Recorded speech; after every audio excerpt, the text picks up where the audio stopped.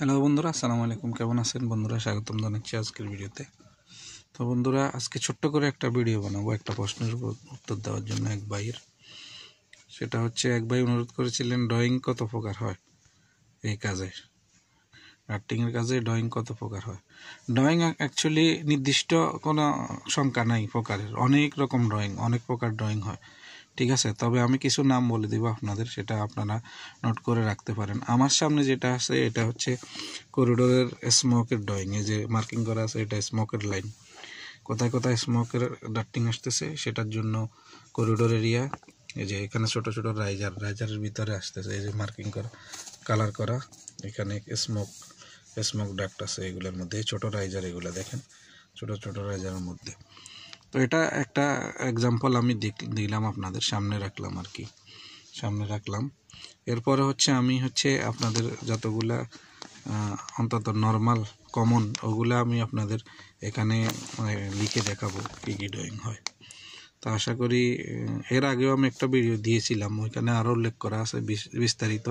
সেটার লিঙ্ক আমি এই ভিডিওতে দিয়ে দিব। যারা ইউটিউব থেকে দেখবেন, তারা এখানে ইউটিউবের এই ভিডিওর ডেসক্রিপশন বক্সে লিঙ্ক, আগের ভিডিওর লিঙ্ক পেয়ে যাবেন। যারা ফেসবুক থেকে দেখবেন, তারাও ফেসবুকে নিচের দিকে গেলে আমার ভিডিও পেয়ে যাবেন। তো চলুন, আশা করি পুরো ভিডিওটা শেষ পর্যন্ত দেখেন। যতটুকু এখন আমার দেখা ড্রয়িং মনে আছে সেগুলো আমি মেনশন করছি। এরপরেও এর বাইরেও অনেক রকম ড্রয়িং আছে। আসলে সবগুলো সব সময় সব জায়গায় প্রয়োজন হয় না, আবার অনেক ড্রয়িং প্রয়োজন হয়। যেটা আমাদের প্রয়োজন হয় এটা আমরা নিয়ে নিই আর কি অফিস থেকে, আর যেটা প্রয়োজন হয় না এটা নিই না। তো এটা হলো ব্যাপার, ড্রয়িং অনেক রকমই হয়। তো চলুন আমি কিছু মেনশন করে আপনাদের দেখাই।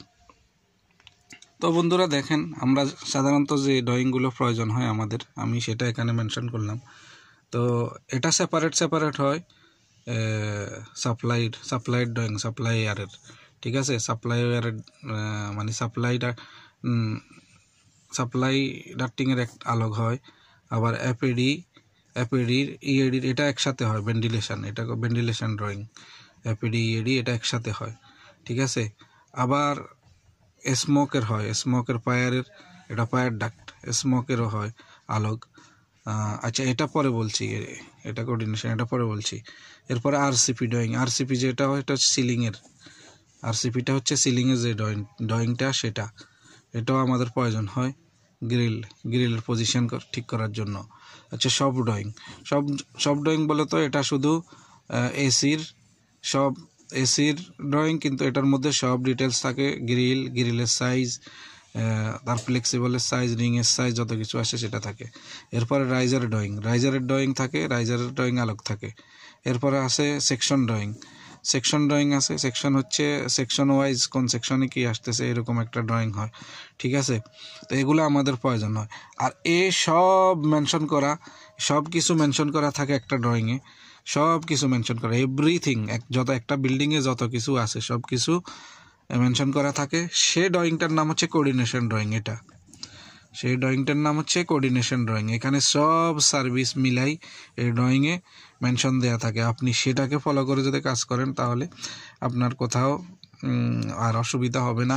কারো সার্ভিসের সাথে আপনার সাথে হবে না,